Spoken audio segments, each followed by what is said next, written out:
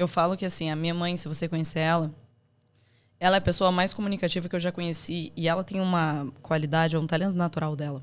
Qualquer pessoa que ela conhece, conversa por meia horinha, ela não consegue ficar em paz se ela vê que aquela pessoa tem algum potencial e esse potencial está sendo subutilizado ali.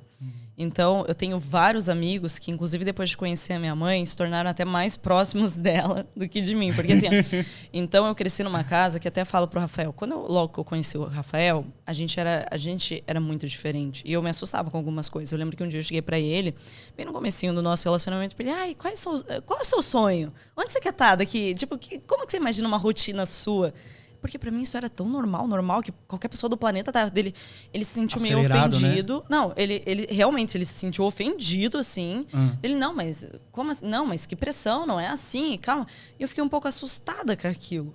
Aí, indo mais ao relacionamento e tal, às vezes eu falava uma coisa ou outra que eu via que ele estranhava, do tipo assim, não, mas você tem que pensar, você não pode ficar pensando nessas besteiras. Não, a palavra tem poder, uns negócios assim que eu fui criada assim desde que eu me conheço por gente. Então eu falo assim que o meu maior privilégio a minha maior sorte e privilégio foi ter tido os meus pais, como os meus pais. E principalmente a minha mãe, como a minha mãe. Porque desde que eu me conheço por gente, ela, por exemplo, minha mãe nunca foi uma pessoa de perguntar, ela nunca viu, acho que uma prova minha, um boletim meu. Nunca. Nunca perguntou suas notas? Nunca mesmo. Mas você passava de ano? Não, então, mas daí a pessoa fala, não, que você passava. Mas eu acho que eu passava porque minha mãe, ela trazia esse negócio de escola e estudo de um jeito tão descomplicado que ela, não, pô, problema é teu. Você que sabe. Acho que os pais, na hora que o menino vai pra escola, já criam um problema assim, olha, você está entrando num problema. Ela não me ajudava em tarefa de casa. Eu não lembro de ir atrás dela pra ela me ajudar em tarefa de casa, que eu via. Então, é que na minha cabeça isso não existia. Eu lembro que até teve uma história muito engraçada, eu tinha uns 7, 6 anos. Foi bizarro.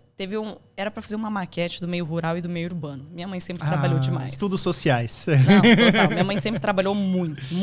Eu via minha mãe trabalhando, minha avó trabalhando. Então, essas figuras femininas, eu sempre vi elas trabalhando muito. Meus pais, minha família toda, sempre vi trabalhando muito, sempre falando, não, tem que se virar, beleza. Então, ó, eu cresci com essa percepção de vida, né? Aí que rolou esse negócio da maquete, pra você ter uma noção. Minha mãe chega, mãe, tem que fazer tal coisa e tal. Ela, filha, dá um jeito, pega umas batatas, põe uns palitinhos que vai ser a vaca, que a mãe tem que ir trabalhar e toma essa caixinha. Eu lembro até hoje, foi uma caixa, sabe a Brooksfield, aquela marca de camisa? Sim. Elas vinham numa caixa, não sei numa se caixa meio retangular, isso, assim, isso, né? verde escura. Perfeito. Baixinha. Meio, ela me deu uma caixa daquela. Ela, filha, a mãe vai trabalhar e tal, beleza. Eu fiquei lá em casa e eu sempre gostei muito de montar coisinha, fazer coisinha. Ficava inventando arte. Nossa, eu inventava muita arte, muita. Aí, beleza, fui pra escola. Tinha colocado umas areias lá, pegado caixa de remédio. Tava um negócio horrível, mas na minha cabeça, eu dei o meu melhor ali. Aí, quando eu cheguei, e eu sempre fui muito competitiva, muito. E quando eu cheguei, eu vi as maquetes que estavam expostas, assim. Eram uns negócios que tinha a piscininha com gel, pô. Tá tirando com a minha cara, né? Eu fiquei morrendo de raiva e inveja, porque o meu não foi num isopor pra cavar e pôr o gel ali. E eram uns carrinhos da Hot Wheels que colocavam no estacionamento. Eu comecei a chorar, eu fiquei brava. Antes mesmo da apresentação. Não, aí ia ter a competição da melhor maquete. E minha mãe foi chamada na diretoria porque eu não deixei acontecer. Eu falei, não, porque então tem que chamar os pais das crianças, não as crianças. Porque eu sempre fui muito brava. E eu não aceitava aquilo. Porque eu não entendia. E desde muito novinha, minha mãe foi... Não, você tem que se virar, você tem que se virar. Não, para, dá seus pulos, dá seus jeitos. Tanto que eu comecei na internet por causa disso. A minha mãe, ela sempre um temperamento mais bravo e tal.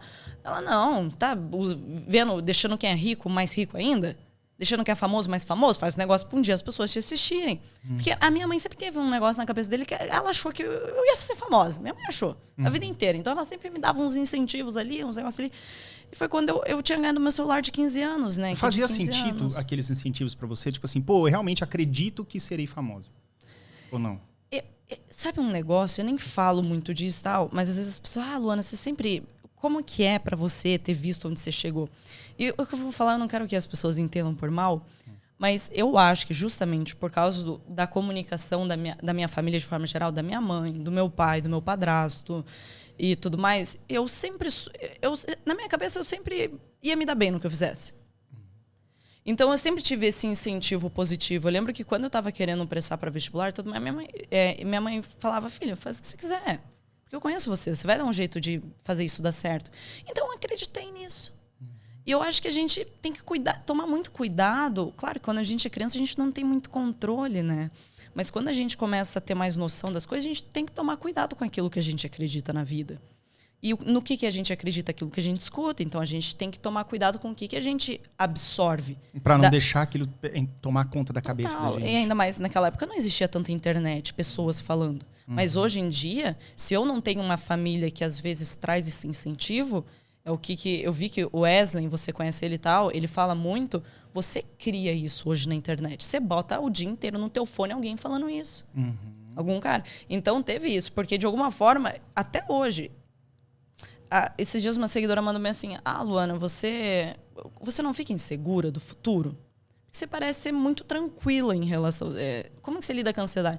Eu falei, cara, é que assim, sinceramente, todos os dias eu me dou provas de que eu estou construindo um bom futuro. E todas as vezes na minha vida que eu peguei e eu fiz ao contrário, momentos da vida que a gente tem naturalmente. Sabe aquele...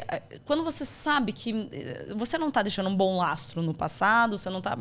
Daí traz aquela insegurança e tudo mais. Mas eu falei, na maioria dos meus dias, eu literalmente eu faço aquilo que está no meu alcance para no final das contas, quando eu olhar, construir algo bacana. Então, isso diminui um pouco a insegurança que a gente tem do futuro. Tipo assim, mesmo que você pule no escuro, digamos assim, você sabe que em algum momento você vai puxar um paraquedas. Isso, ou seja, você vai fazer o trilho andar no trilho construindo o trilho. A tua vida, você vai saber o que fazer amanhã.